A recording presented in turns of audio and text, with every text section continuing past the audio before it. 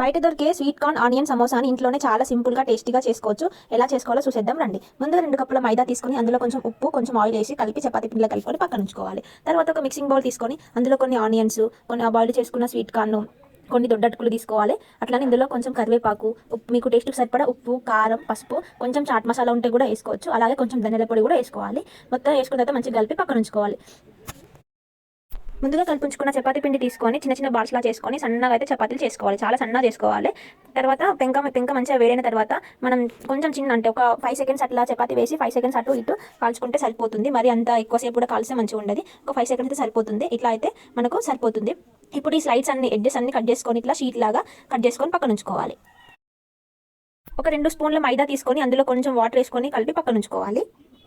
మనం ముందుగా తయారు చేసుకునే షీట్స్లో స్టఫ్ అయితే నింపుకొని మనం ఇంతకు కల్పించుకున్న పిండి ఉంటుంది కదా, దాన్ని ఇట్లా ఎడ్జెస్కి అంటించుకొని మొత్తం ప్యాక్ చేసుకోవాలి. సమోసా మొత్తం ఫోల్డ్ చేసి కవర్ చేసేయాలి.